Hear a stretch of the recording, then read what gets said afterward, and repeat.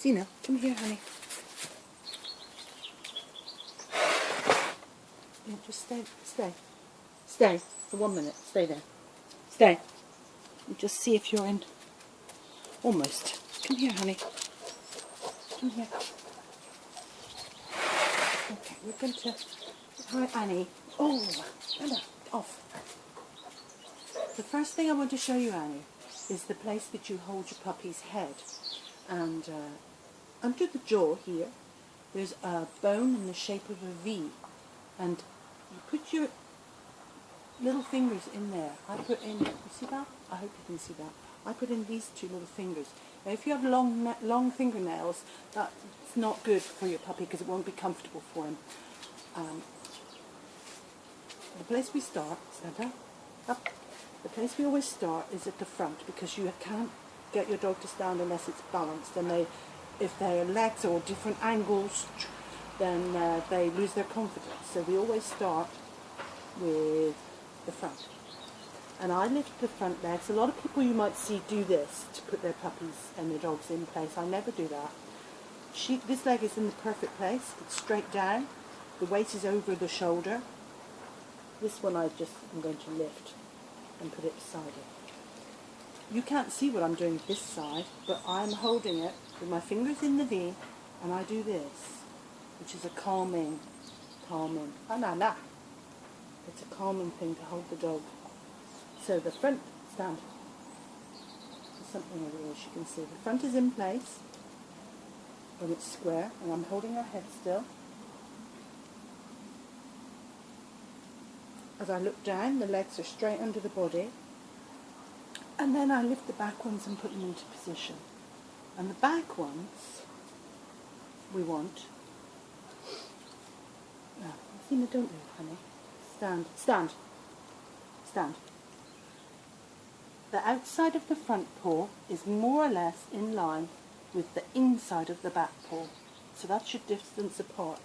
Your back legs are a little wider apart than the front. I want my puppies to hold their tails at themselves. So when we're learning, I always just do this. And then they hold the tail themselves.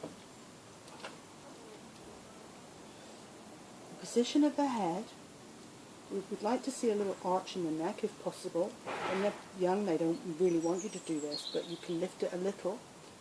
And the nose wants to not be like this, and not be like that. It wants to be a nice straight line, the same as the top line of the back. And then you get the really good setter outline. The hocks, you want to have them at right angle to the ground. You don't want them overextended where they're this angle, and you don't want them under the dog where they're sickled. You want them to stand with the hock straight. And that might take a little practice. But once you get your puppy to stand, then you start doing all the things that a judge does. That's looking at the teeth. Stand. ZENA, show your teeth. And when you do it, you say, show your teeth. Up. Now stand. I don't say anything to her. Not that she's a naughty girl or a good girl. We just say, stand.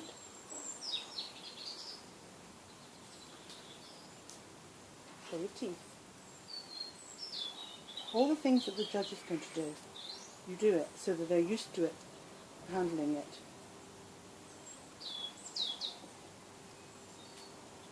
ZENA, stand. Calmly. Stand. The judge will feel for the forechest, the here, the depth of the spring of the rib. Stand.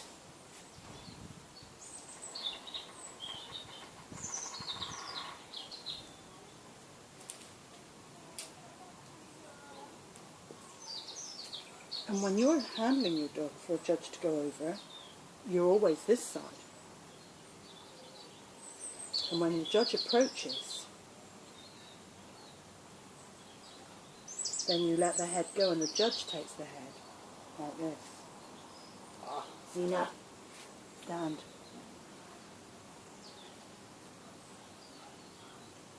Show your teeth.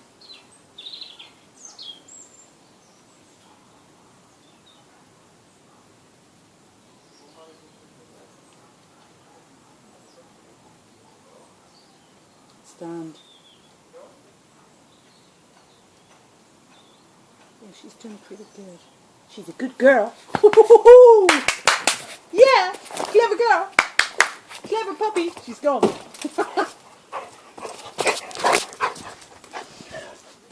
There she is. Clever girl.